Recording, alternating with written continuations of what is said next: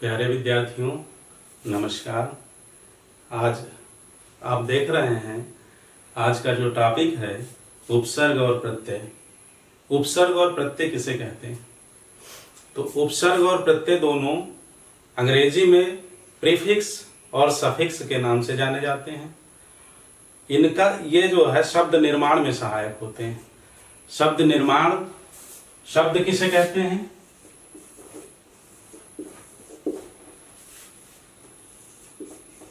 शब्द वर्णों के सार्थक समूह को शब्द कहते हैं। वर्णों के सार्थक समूह को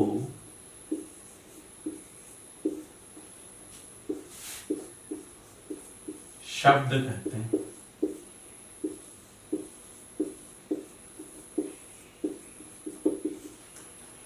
तो शब्दों का निर्माण व्युत्पत्ति के आधार पर तीन तरह के शब्द होते हैं। व्युत्पत्ति के आधार पर तीन तरह के होते हैं। पहला रूढ़, दूसरा यौगिक और तीसरा योग रूढ़। रूढ़ शब्द कौन सा है?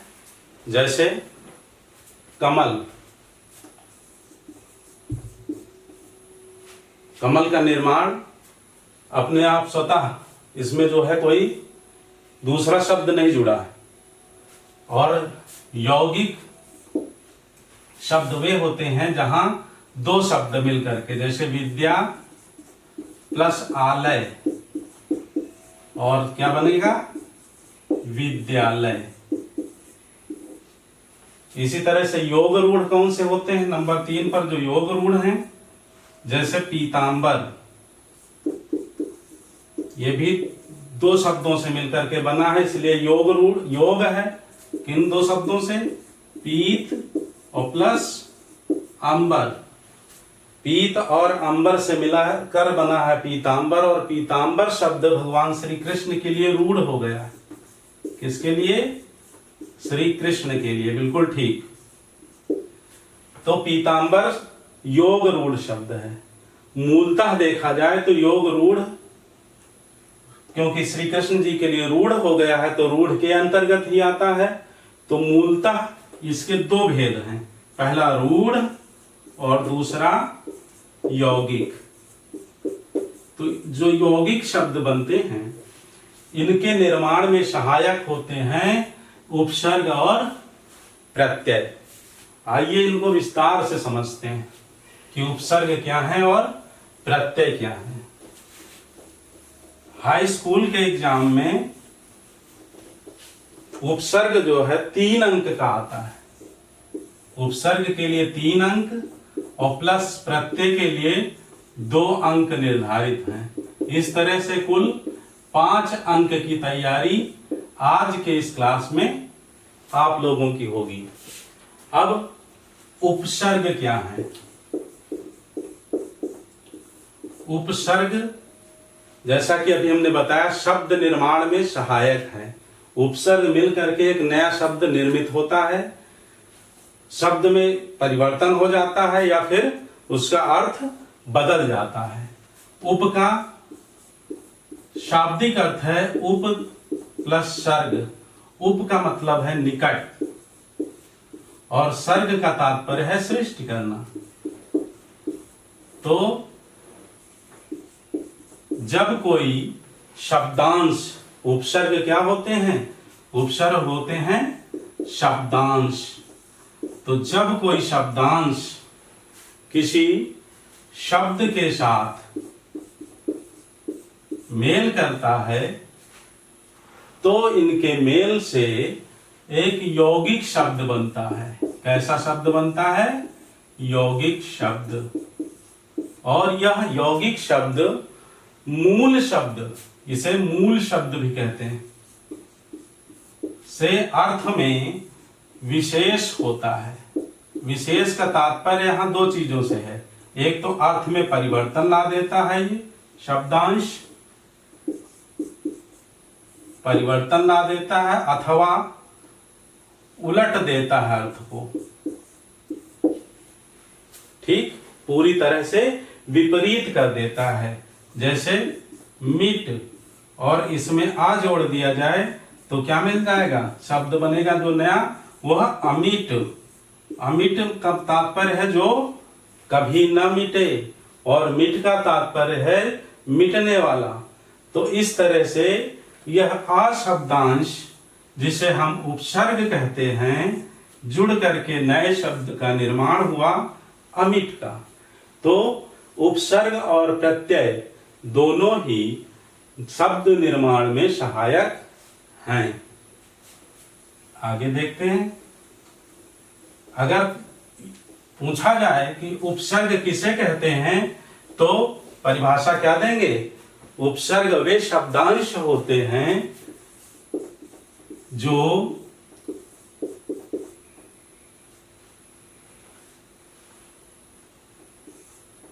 किसी मूल शब्द के पूर्व में जुड़ करके, कहां जुड़ते हैं? मूल शब्द के पूर्व में जुड़ करके और नए शब्द का निर्माण करते हैं। क्या करते हैं? नए शब्द का निर्माण। तो इस तरह से शब्दांश उपसर्ग होते हैं, प्रत्यय भी शब्दांश होते हैं। दोनों में भेद क्या है? उपसर्ग पूर्व में जुड़ता है और प्रत्यय जो है वह पर अर्थात बाद में जुड़ता है। ठीक, तो दोनों में भेद ये हो गया क्लियर। शब्दांश दोनों होते हैं, दोनों ही नए शब्द का निर्माण करते हैं जो मूल शब्द से भिन्न होता है अथवा विशेषता लिए हुए होता है। तो जैसे एक शब्द है हार, और उदाहरण से देखिए, हार शब्द है। हार में यदि आ जोड़ दिया जाए, मूल शब्द क्या है? हार। अब इसमें उपसर्ग यदि आ जोड़ दिया जाए तो क्या बन जाएगा? आहार। आहार तो जानते हैं, जो हम भोजन करते हैं उसे आहार कहते हैं। हार का तात्पर्य क्या होता है? हार जाना, पराजय। अब पराजय में आ जब जुड़ गया, आ क्या है? उपसर्ग है। आ क्या है? शब्दांश है। आ का ऐसे कोई अर्थ नहीं है, लेकिन जब मूल शब्द के साथ जुड़ जाता है तो वह अर्थ में परिवर्तन ला देता है। मूल शब्द का अर्थ परिवर्तित हो जाता है, बदल जाता है। और यह क्या हो गया? आहार। जहां पराजय वहां से क्या बना? आहार। इसी तरह से अगर इसमें वी उपसर्ग जोड़ दिया जाए तो वी हार क्या बन जाएगा? विहार। और इसका मतलब क्या है? घूमना। ठीक है बच्चों, समझ में आ रहा है? इसी तरह से अगर इसमें सम जोड़ दिया जाए, सम उपसर्ग जोड़ दिया जाए तो क्या बन जाएगा? संहार। संहार का मतलब नष्ट करना, मिटा देना। इसी तरह से यदि इसमें प्रा जोड़ दिया जाए, प्रहार, क्या शब्द बनेगा? प्रहार। और इसका अर्थ क्या है? चोट करना, आघात करना। तो एक चीज बहुत अच्छे से समझ लीजिए कि उपसर्ग जो जुड़ते हैं वह किसी मूल शब्द में जुड़ते हैं। मूल शब्द सार्थक शब्द होते हैं। क्या होते हैं? सार्थक शब्द। सार्थक शब्द में उपसर्ग जुड़ता है और उस शब्द को परिवर्तित कर देता है। ठीक, तो इस प्रकार से आपने देखा कि उपसर्ग किसी भी मूल शब्द के प्रारंभ में जुड़ते हैं। ये गलती मत करना, मूल शब्द को ही आप बदल दीजिए, वह सार्थक न रह जाए, निरर्थक कर दें। देखिए जैसे आ है, जो आपके कोर्स में है सार्थक शब्द, वो उपसर्ग आ का तात्पर्य है विरोध या निषेध। अब इससे बने हुए शब्द पूछे जाते हैं एग्जाम में कि एक शब्द बनाइए आ जोड़ करके जिसमें आ उपसर्ग जुड़ा हो, तो क्या बनेगा? अमिट। क्या बनेगा? अजय। जय शब्द है सार्थक। ठीक। अमर, अजर। जर का तात्पर्य क्या है? बूढ़ा होना। मर का तात्पर्य मर जाना। आ जुड़ गया, शब्द में परिवर्तन हो गया। तो अन का भी तात्पर्य है निषेध। अब इससे बने शब्द अनाचार। अन प्लस आचार, अन प्लस आचार, तो शब्द क्या बनेगा? अनाचार। अनावश्यक। आवश्यक शब्द है, सार्थक है, और उसमें आ जुड़ जाएगा तो क्या हो जाएगा? अनावश्यक। अधि, अधि का तात्पर्य है श्रेष्ठ। अब अधि से जोड़ करके जो नया शब्द बनाएंगे, बनाइए आप लोग। अधि वक्ता। ठीक। अधि गम। आप से बनाइए शब्द। आप उपसर्ग लगाएंगे तो नया शब्द बनेगा। हाँ, यश में लगा दीजिए, यश शब्द है। अब बच्चे गलती क्या करते हैं? आप उपसर्ग से नया शब्द बना देते हैं अपना। तो यह ना जो है, यह मूल शब्द नहीं है, ये गलती मत करना। ना मूल शब्द नहीं है, इसलिए अपना नहीं लिखना है। क्या लिखेंगे? अपयश, अपयश, अप कीर्ति। देखिए अपने आप में ये शब्द है कि नहीं सार्थक? यश, कीर्ति। और इसी तरह से मान। अब मान के पहले अप जोड़ देंगे तो क्या बन जाएगा? हाँ, बिल्कुल सही उत्तर। अनु, अनु का तात्पर्य क्या है? पीछे। अनु रस में मैंने पढ़ाया था। और यह क्रम, तो अनुपस्थित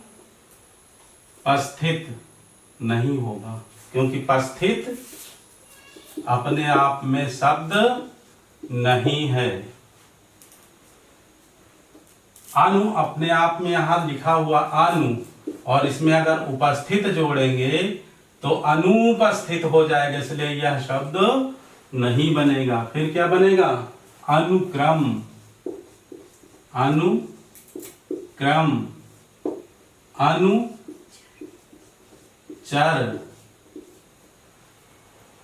उप का तात्पर्य है निकट। बहुत ही प्यारे शब्द इससे बनेंगे। उपयोग, योग अपने आप में सार्थक शब्द है। उपयोग। उपहार,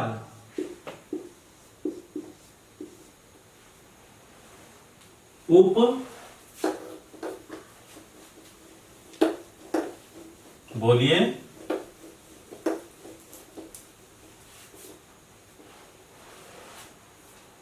उपयोग, उपहार,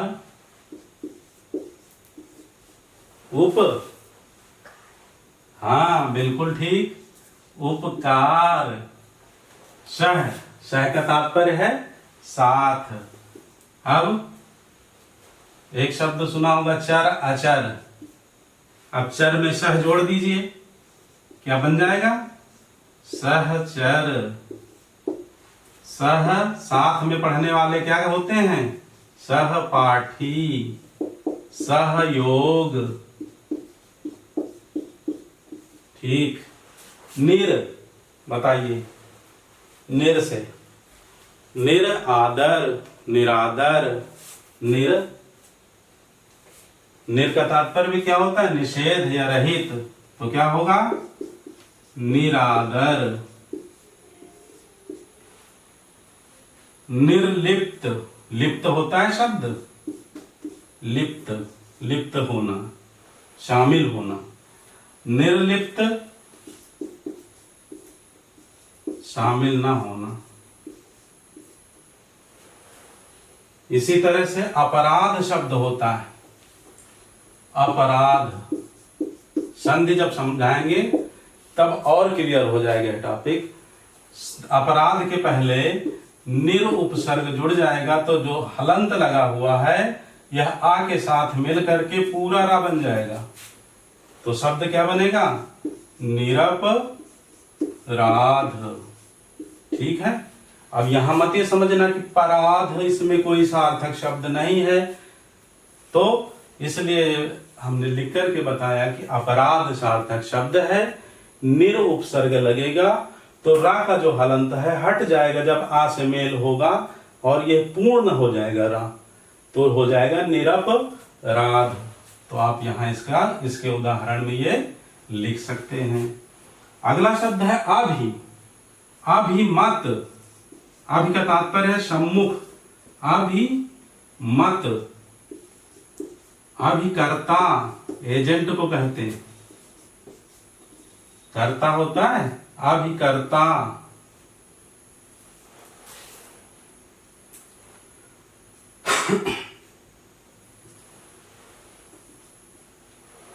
और बताइए शब्द, बहुत ही आसान। अभिमान, अभिमान।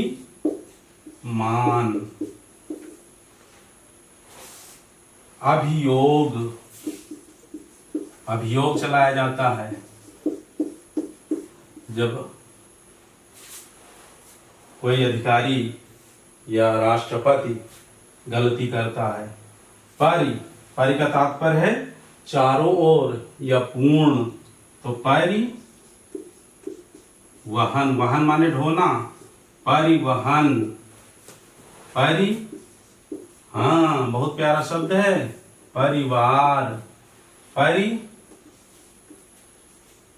प्लस आवरण, एक शब्द देखिए, संधि समझिए।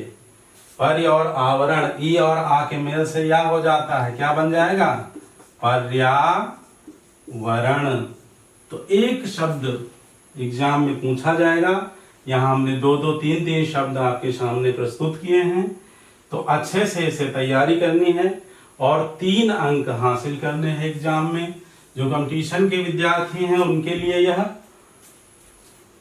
मौलिक पहली जो है कक्षा है। इसके बाद उनके लिए 2 भाग और तैयार किए जाएंगे, जिसमें बृहद रूप से, विस्तृत रूप से उपसर्ग और प्रत्यय की चर्चा की जाएगी तथा एग्जाम में किस तरह से प्रश्न बनते हैं इनका पूर्णतः विश्लेषण किया जाएगा। तो आज जो है उनके लिए बेसिक क्लास है। सुयोग, ठीक। दूसरा बताइए, सुसंगत। संगत शब्द है साथ, सुसंगत।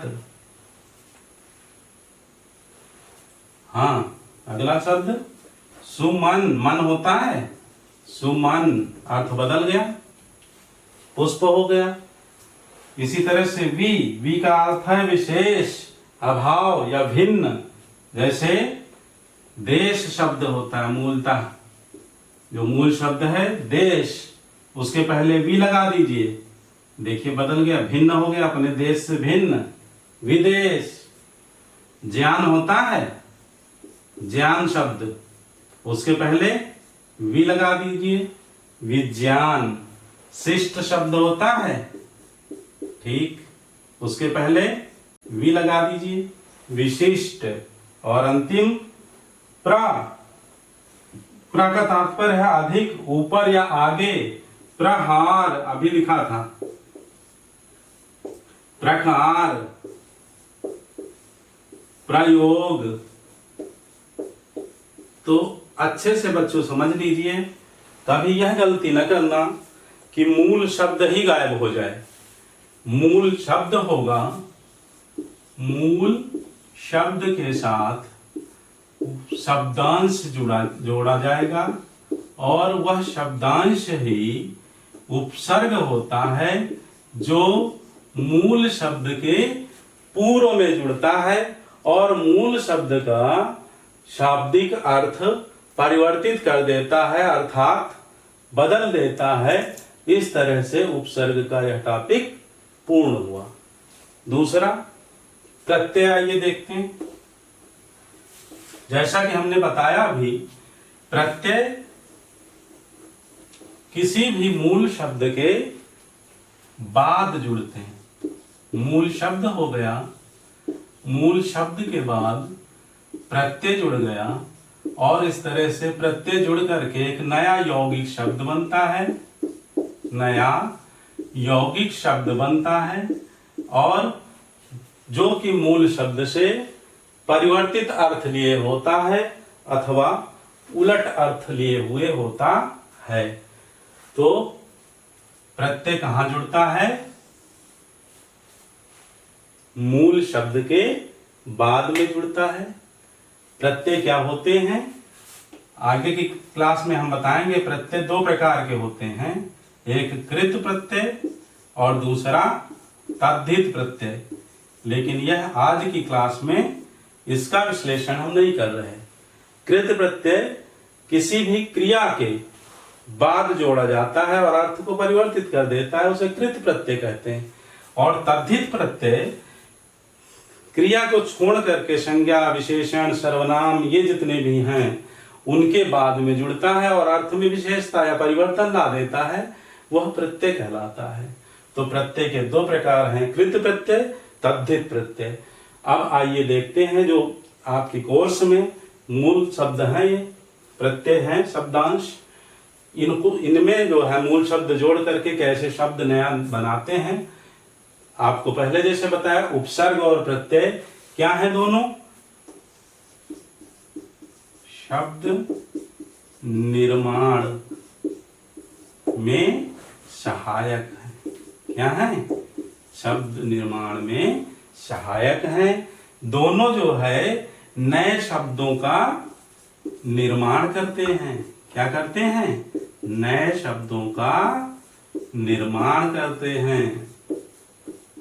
ठीक। आई प्रत्यय जोड़ करके आपको दो शब्द बताने हैं। एग्जाम में एक पूछा जाएगा तो बहुत आसान है। लिखाई, पढ़ाई, सिलाई, बुनाई, कताई। तो आपको कोई भी दो शब्द इसमें से लिख देने। लिख लोगे? लिख दें? चलिए, लिखाई आई है ना इसमें, लेकिन उसके पहले ध्यान दीजिए, लिख अपने आप में सार्थक शब्द है, निरर्थक शब्द में नहीं जोड़ेंगे। इसी तरह से पढ़ाई,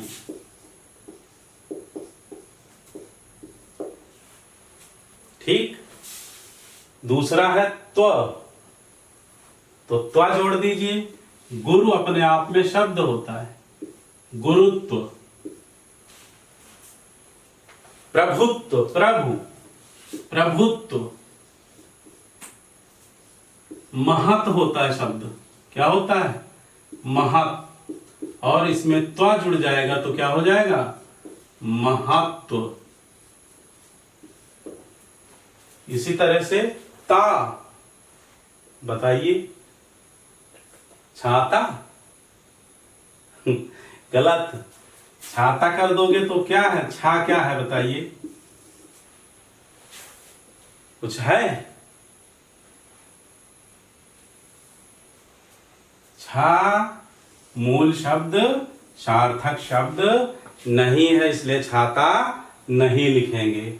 ता जोड़ करके शब्द बनाएंगे तो सहजता, सहज शब्द है, सहजता, सरलता, सफलता, सफलता, पन बाद में जोड़ना है, बचपन, लड़कपन, छोटापन, छुटपन, यानी बचपन, लड़कपन,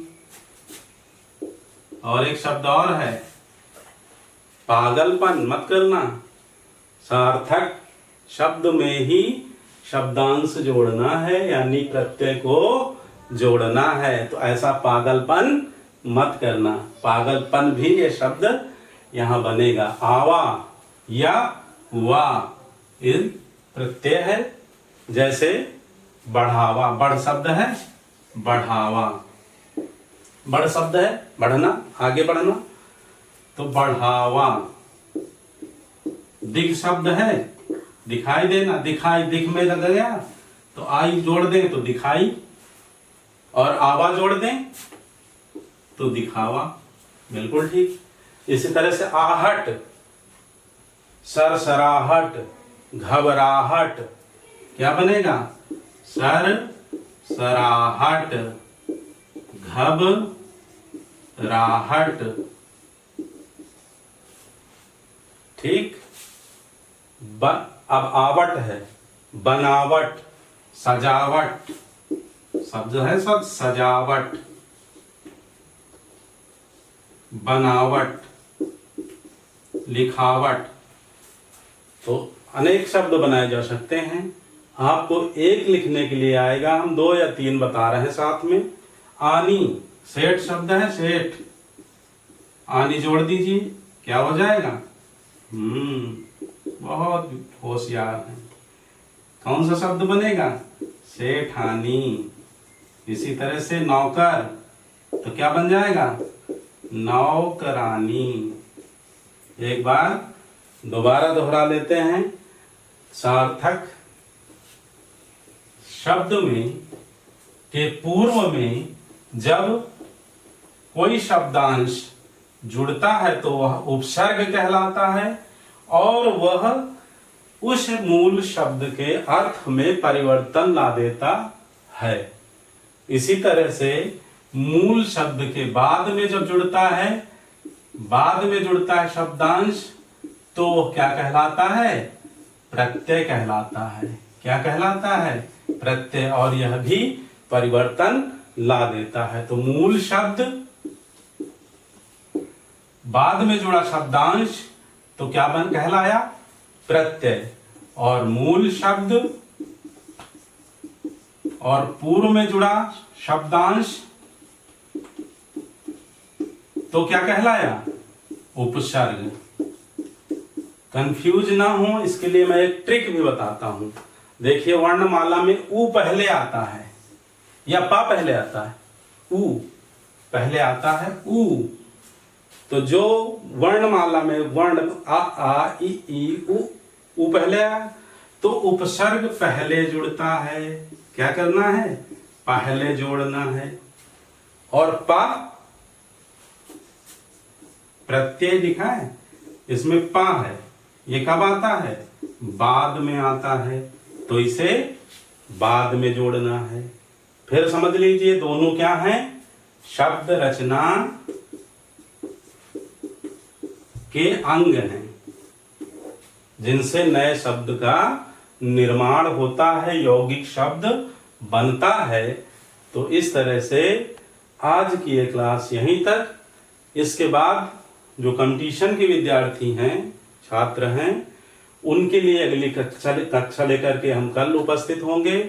तब तक के लिए पढ़ते रहिए, व्यस्त रहिए, मस्त रहिए। धन्यवाद।